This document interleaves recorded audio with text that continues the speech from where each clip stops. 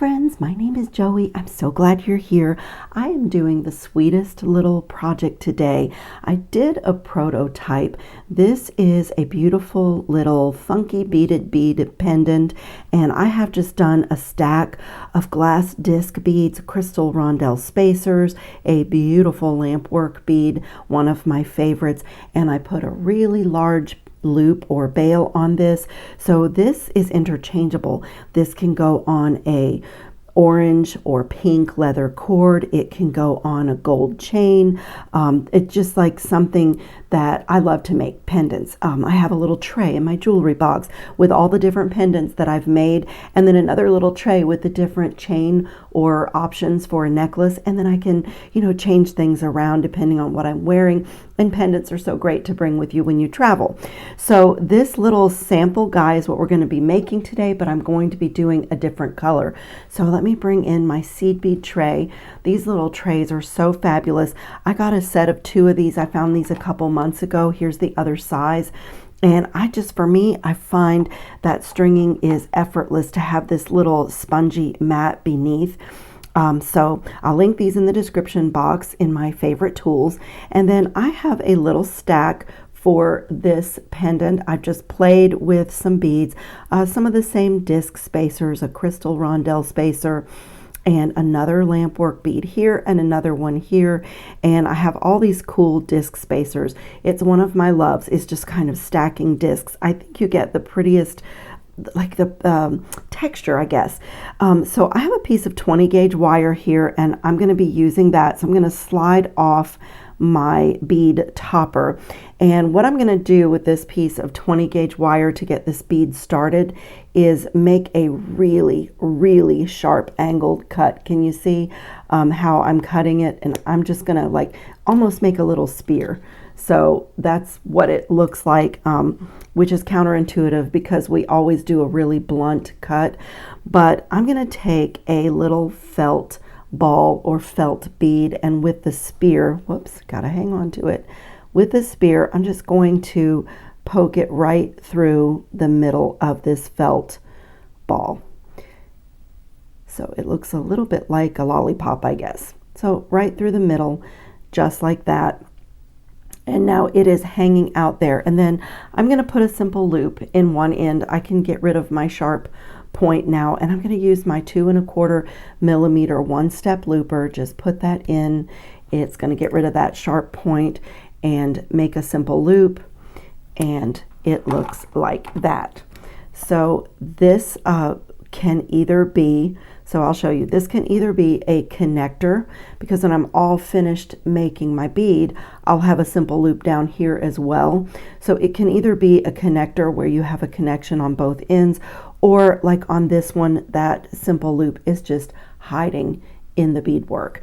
So, and this is so easy, you guys. If you're not a needle and thread bead weaving, seed beading person, I highly encourage you to try this project because you literally can't mess this up. You can't get it wrong. If you miscount, it doesn't show, and you can do it as full as you want. I basically keep going until I can't really find a spot for my needle to come out of, and it's the cutest little, it looks like a tumbleweed or a dandelion or a little sea urchin. I mean, depending on the color. I actually want to do one of these all in whites and have it look a little bit like a dandelion that would be, in a field with wildflowers. So that's probably upcoming. But I wanted to show you, I have this little assortment. I'll link these below. There are different sizes. So I am doing, this is about an 8 millimeter little felt ball. And the other trick is to try to choose a ball that really matches your beads, because that's your base, and then you don't see the base when you start beading. And if you wanted to do this to a larger scale, I'll link the different sizes that those come in. But it is important that you have the dense pom-pom, this felt, because you will really need that strength as you build your bead. And then I'm just going to use a little piece of 8-pound fire line, but literally you could use anything that you have as far as stringing material, bead weaving material, because it doesn't get any stress or anything. And so I just have some 11-0 seed beads here in the Dusty Rose. I have these Toho 11-0 gold metallic seed beads, and then I'm using 6mm twisted bugle beads, and I have this purple amethyst and I have a gold. So my gold ones were from a bead shopping trip. They're Miyuki 6mm twisted gold bugle beads, and I am using just from the craft store some twisted bugle beads in an amethyst color. So that's what's going into this. And then to start out with, I'm just going to pierce my little felt ball anywhere. It doesn't matter where, just come through and pull this through, and I'm just going to tie an overhand knot a couple of times just right around the bead. You're going to stitch right over this, so it doesn't matter that it's on the outside of the bead. Like I said, this is so super easy, and I have done a recent video where I did this same technique, but I used Rocaille seed beads and Delica seed beads, so you get a different look. I'm just going to do a couple of overhand knots. And like I said, it'll get a little extra stitching because as we build the bead, we'll be stitching right on top of this. Let me get my little scissors and snip this tail.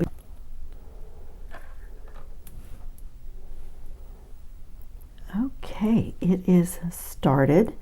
And so before I start beading, let me show you the other project that I did, just in case you missed this project. This is another beaded bead, and this one I did all with Rocaille beads, and I put some crystal strands in this one just for a different texture. And so this one is a little bit more pom-pom like. And I was looking at this and thinking, you know, how to do the same technique but get different looks. And so this is a pendant on a necklace, and I can link this video below if you didn't see it. I used the Beads of the Month, the Adornable Elements collection for the month of February called Mountain Heather, and used those beads to do this, and it is just a stunning little handmade chain with this cute little pom-pom bead on the end and a little chain dangle from that. So like I said, you can use that other loop to add something or not. You can just let it hide in the design. So you can change the look of this by what you choose to string. Small crystals, Delicas, Rocaille seed beads, the bugle beads change it. These are smooth bugle beads, and I'm going to do one with twisted, so you get a totally different texture by what you use to make the pom-pom bead. And you can also add in, like I did on this one, just a few of the Rocaille seed beads in between the straight smooth bugle beads, and it gives you like a really cool textured look. So I just wanted to show you that, and we'll get started. So when you're choosing your beads, you have a little bit of an idea what you're doing. So my thread is here, and I'm just going to start by picking up a bugle bead, and I'm going to tip all of my strands with a gold seed bead. So pick up a bugle bead and pick up a gold seed bead, and just let that come down to my pom-pom, or to my felt bead. And so I matched my base color really well this time to my bugle bead, so that's going to help me to have a good looking finish where it's hiding. And then I'm just going to like skip over the gold seed bead and run my needle back down through the bugle bead and go back into my felt ball and just come out anywhere I want. That's why I say you can't mess this up, because you don't have to be precise. And I'm just going to pull that, you know, taut. You don't have to be super tight. And my first little guy is in there. And my plan for this one is to fill it up with bugle beads and accent this pom-pom with a few gold. It's going to mostly be the purple twisted. There'll be a few strands of the Rocaille beads and a few little spikes of the gold twisted bead. So same thing, and you just keep going. And you know, I think I should have timed myself on my other one, but this is so much fun to do. I think that it took me about 2 hours of beading to fill up the whole pom-pom. But I didn't really time myself, because also this is the kind of a project that I could literally set this down at any point and go do something, make lunch, and come back, work a little bit more. You could work on this 10 minutes at a time. You don't lose your place like you do in a normal bead weaving pattern. It's just so fun. So I'm going to show you the seed bead strand. I like to keep these pretty short. So let me just show you real quick again my other sample. So on this one, these little sections are 7 seed beads long, and then with the gold one on the end. And you get a more movable, more pom-pom like bead. But I'm going to do this one really tight and compact and shorter. Fuzziness or pom-pomness, is that even a word? I'm going to do it a little shorter. So I'm going to go with beads of these little accent. This is my texture bead, I'm going to call it. I'm going to do 4 because I do want this one to be more compact, and that 4 beads makes it almost exactly the same length as my bugle bead. So once again, skip over the gold, run my needle back through all 4 beads, and come out anywhere on the other side. So at first, you just have a bunch of blank space, right? At first, you can pretty much come out anywhere. And as you fill up your bead, you will start to see where you need, where you need to fill in the hole, or where you need a certain color. So like I'm just adding in a gold one just for good measure, but normally I wait until I have it filled up mostly with my main color, and then I go back and put my accents in. But that is just a place to start, and I am just going to do that exact same thing over and over again until this little pom-pom is completely covered. And like I say, you can set this down, go do something, and come back. You don't have to sit and do this all at one time. It could not be easier. It's just like that. And believe me, with every bead that you add in, it looks better and better. So I'm going to keep going. I'll get this all done off camera and come back and show you how we turn it into a pendant.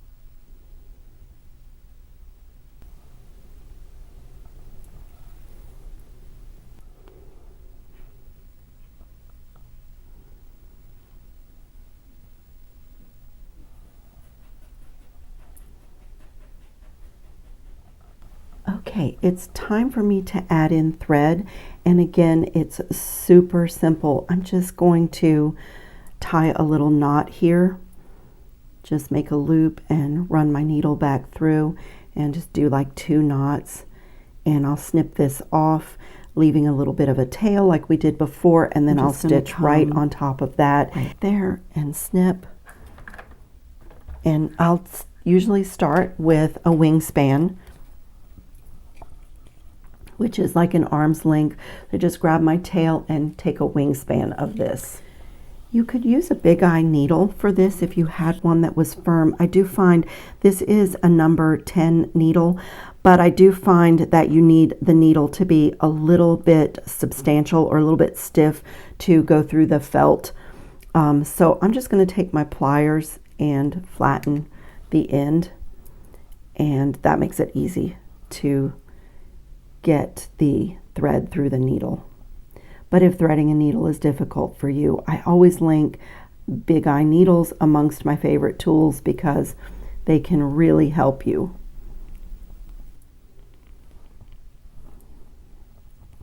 Okay, and I'm going to do the same thing. Just find a little spot and tie some more thread in. I started with a fairly short piece, so I had to add in thread a little sooner than I did on my other ones, but I didn't want to waste the thread that was already on my needle. But same thing.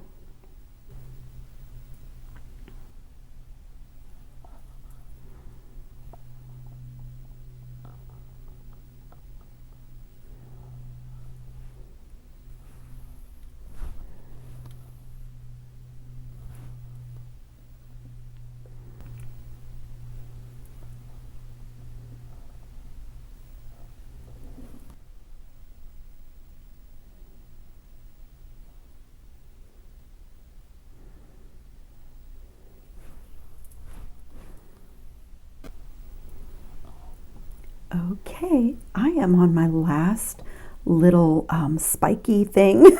I really don't know what to call this. And I'm going to just pull this through. I've kind of gone around and looked for any empty spots, and it looks great. I'm really happy with it. Now, before you tie off, if you're turning this into a pendant or a component, you can take the bead that you plan to stack, which is what I did, and kind of push it down on there and see if it's going to do what you want it to do before I tie off anyway. So I can like see if this is going to make the look that I want, and I think it's going to be really pretty. Let me check right here. Yeah, I really love it. It looks great. Okay, so I'm ready to tie off, and I'm just going to find a little spot on my felt and do the same thing, just tie a knot, just get my needle through and not pick up another bead. So as your little pom-pom bead gets really full, you'll see that it is a little challenging to get your needle through without poking it through a bead, but there, I got it. Can you see? Just be patient, and I'm just going to make a loop here and get a little knot in there. And like I said, if you wanted to direct some beader's glue down in there, I'm not going to do it. I think this is going to be sufficient. Just going to pull it really tight, and I like to do that twice. You can push your little pom-pom fringe out of the way to get this knot in there, and just loop my needle back through the loop, and just make sure I'm not picking up any of my little fringiness. Just like direct it so that it's going right where I want it, and I feel like that is tied off really well. So now I can snip this away, and it's going to be hidden underneath my wire wrapped part. I just want to make sure that I don't cut any of my fringiness with my scissors.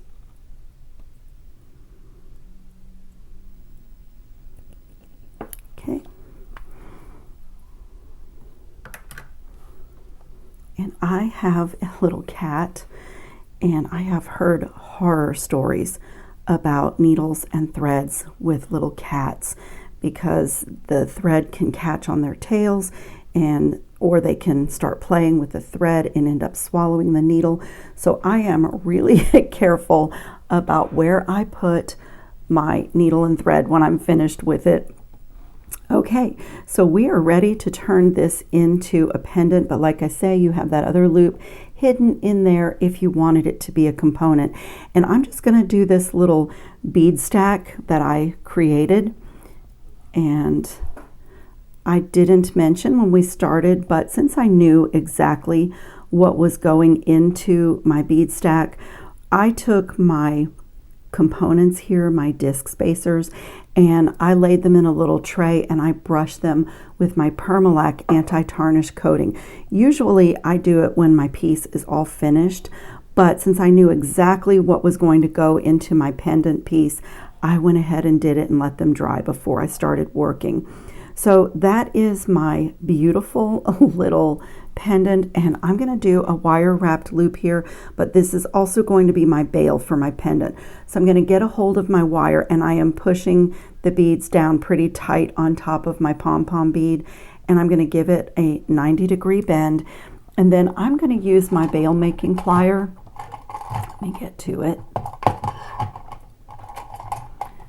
I'm going to use my 6-step bail making plier, and because I make a lot of pendants for myself and I know what size my bail needs to be in order to fit over all the different leather cords and chains that I might want to wear this on, I already know that I'll be using the second to the largest step on my 6-step bail making plier. So I'm going to put this in here so that I will be wrapping over that step that I want. So it looks just like that, and I'm going to pull it down as close to my stack of beads as I can and just bring this over, and from here this is just a normal wire wrapped loop. I'm going to rotate, and then I come this way and bring this wire around, and I kind of roll my wrist or the piece just to get everything centered. I want this loop to be centered on my pom-pom bead and my stack of lampwork beads. So that looks really good. Now I'm going to take it away and just finish wrapping. So I'll grab the loop with my bent chain nose pliers and just wrap right down to my stack of beads. You could do a messy wrap here, but I really like neat wraps. I like to lay one coil beneath the other. So I'm just pushing everything down. I'm bringing that wire because I want it to really stay in place. So I'm bringing that wire in line and kind of pushing everything down. I'm going to come in here and just pinch it in line with my coils, and I can get a couple more in there. Let me get my other pliers to help me. My wire's getting a little bit short. I just want it to be nice and firm. I mean, it could be loose and spinning. I am having a hard time holding on to things because I'm having a flare up in my hand right now. So a little beading project was actually really good for me, but I can see that I'm having a hard time holding on to things. So I'm going to snip this and then tuck it in really well.